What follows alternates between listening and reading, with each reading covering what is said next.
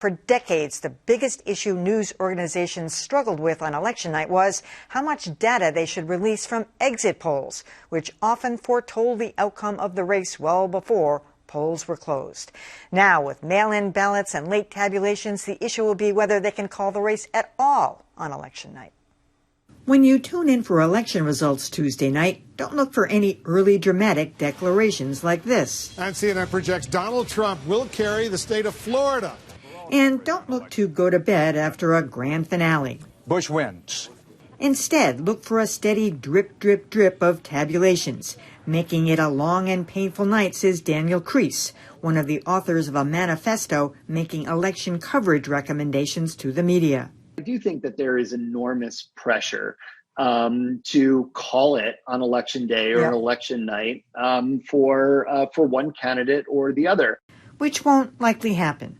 In states like Arizona, Florida, North Carolina, and Ohio, mail-in votes and absentee ballots will be counted in advance.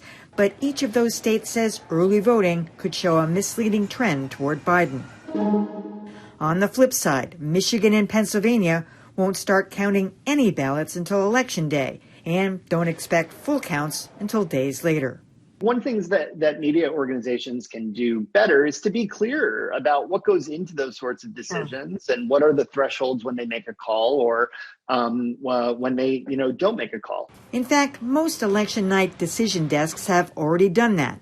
ABC says they won't call a state until they are 99.5% sure. Fox says the timing of the call will depend on how wide the margin is between the two candidates. Look at the Empire State Building in New York. It will be following CNN's official electoral count. Oh, and look for fewer gimmicks this year as well. So, Dan, I've been in some of these tabulation rooms late at night when they're trying to decide when to call. I mean, it's never been a simple decision. It's always been agonizing for all the networks and the cables. People want to be first. There isn't any question about that. That's part of the race. It's part of the thing. But they also want to be accurate. They want to be right. I wouldn't want to be in their shoes. And I think what Daniel Kreis said is right. You're going to be seeing a lot of explanations. Would you agree about what races they're calling and how they're going to call them? Yeah, I think that the networks this time are prepared to be extremely cautious and really wait until they have some idea of who is actually going to win some of these states. And in some cases, we're not going to know for at least a few days. There's the problem of it would seem that the in-person voting may favor Trump and the mail-in voting may favor Biden. The one thing I would keep an eye on is maybe we can make the call earlier than we had thought. Florida is going to be done in a fairly decent amount of time. And it's very, very close. If Biden somehow manages to win Florida, and we know that Tuesday night, there's almost no path by which President Trump can be reelected at that point. That's the only way we're going to know early. Boy, I hope that what Dan is saying is true. I don't think anybody's going to be surprised if this is far worse than 2000. And we were talking about Florida there. I remember clearly coming to work that day at 3 a.m. It seems like ancient history now. And the election was not determined at that point. And you showed Dan Rather. I remember him saying, turn down the lights. The party's about to get wilder. Well, I think this party is going to be perhaps wilder than ever before. Only 8 states say at this point that they are certain they will have unofficial results by noon the next day. And that's stunning because of all the early voting and all late ballots. And the key is, I think, 3 of the slow counting states, which you showed, Pennsylvania, Wisconsin, and Michigan. Trump's got to win at least one of those. And so I think all signs point to nothing on election night. I sure hope there is, but I will be, and I think everybody who's watching should be prepared for that. And also that networks will make mistakes. Cable stations will make mistakes. And, one job, you mentioned this, Emily, one job I do not envy is being the people making these decisions, factoring in things like exit poll. How do you have exit poll? How do you factor that in? How do you use it? Everything's thrown up in the air. And it's head spinning, and it's going to be hard. And I think all of us have to report accurately and remember it's more important to be right than first, as you were mentioning. I am not the most mathematically inclined person, so I wouldn't want to be the one gaming out these scenarios in an ordinary election, looking at, okay, can candidate A win if they don't get state X?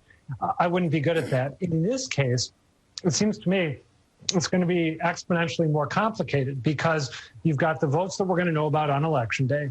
Then you've got the votes that are going to be processed after Election Day. And then you have the legal challenges, which may or may not allow those votes to be processed. So you've got layer upon layer of alternate scenarios. I'm getting a headache just talking about it. I would agree that the chances are slim that we're going to get clarity on election night. I would love it if we did. I'd love to not pull an all-nighter. But my hunch is that this could be going on for not just into the next day, but for several days afterward. For sure, it's going to be going on for several days afterwards. And I think in this instance, most news organizations, be they network or local, are not worrying about being first. I know that's been the energy in the past, but because of all of the variety of things that could possibly impact it, as Adam has laid out, there's no way that you can rush out there and be first and cover all of those bases. So to be right is really where people want to be.